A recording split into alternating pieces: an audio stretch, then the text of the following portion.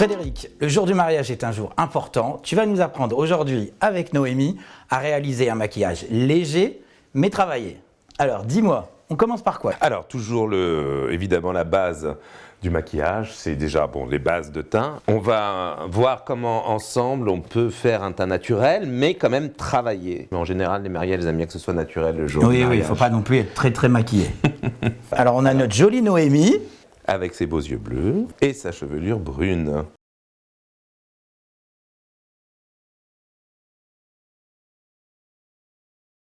Donc une fois qu'on a mis la base de teint, on va mettre le fond de teint. Bien entendu, j'avais déjà choisi la teinte du fond de teint. Je savais ce qui allait avec la carnation de Noémie. On ne change pas la couleur du teint avec le fond de teint.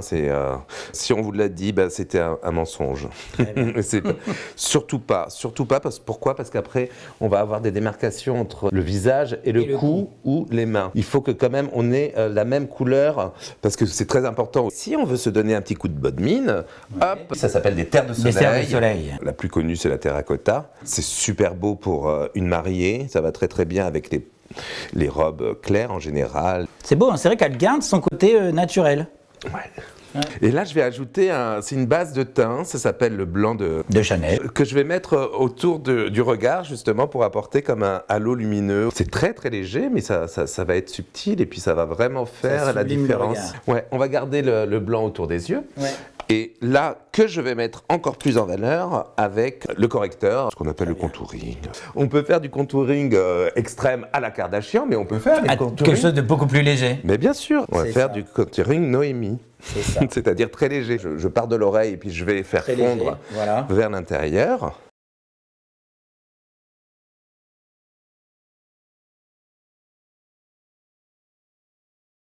Donc là, on a une jolie arête du nez qui ressort. Alors, je vais finir quand même par l'anti-cerne. On peut le mettre avant de commencer le maquillage. En tout premier, si on a vraiment des grosses cernes. Donc, un peu d'anti-cerne, fond de teint et re-anti-cerne. Voilà, et on finit le teint avec, bien entendu, la poudre. La fameuse terracotta. Non, la poudre libre. Alors, on commence par les cernes, parce que c'est là où ça bouge le plus, les matières. Voilà. Si on veut le faire tout de suite, moi j'aime bien le faire à la fin, mais on va le faire tout de suite pour voir l'effet. Je vais mettre un tout petit peu de terre de soleil, terracotta, au niveau de là où on avait mis, justement, où on avait fait le contouring.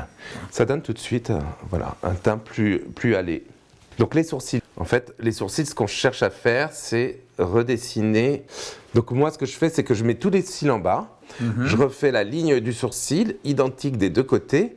En fait, c'est là, à la racine des poils. Ça commence épais, ça finit très fin. Alors après, on va faire quand même le maquillage des yeux. Donc si on veut faire quelque chose encore de très naturel, c'est ce qu'on recherche justement avec Noémie. Alors moi, j'ai une technique qui est très simple. C'est la technique du crayon estompé et ensuite, on met un peu de fard à paupières par-dessus. Donc je prends un crayon brun et ensuite, je vais venir estomper. Donc je l'estompe et je commence déjà à travailler aussi le dégradé. Donc entre-temps, j'ai mis quand même une couleur beige par-dessus le crayon, beige un peu irisé.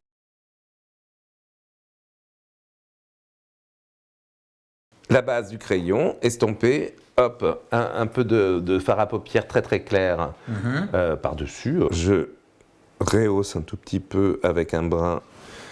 On va dire en gros, il y a du blanc, du noir et du gris. Puis alors après, si on veut faire vraiment un œil maquillé, il faut tout rallonger d'ici. Prolonger, voilà, c'est ça. Il faut redessiner tout le sourcil, etc.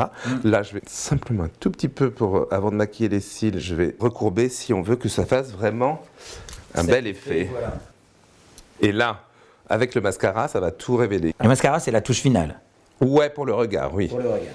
C'est très bien de mettre le point final sur la bouche, que je vais faire très léger, très naturel.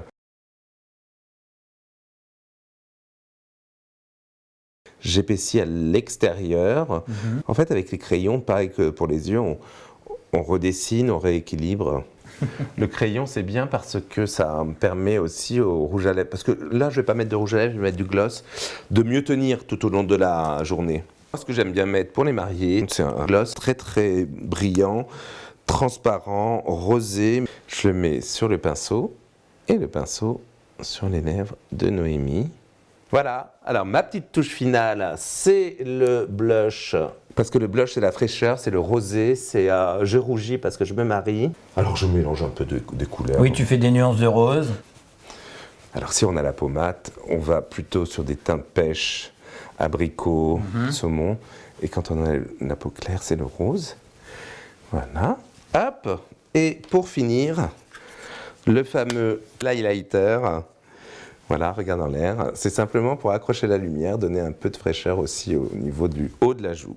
Hop, un petit spray. Comme de la laque pour les cheveux, sauf que c'est pour le maquillage. À la mairie, à l'église. Ouais, c'est très joli. Voilà.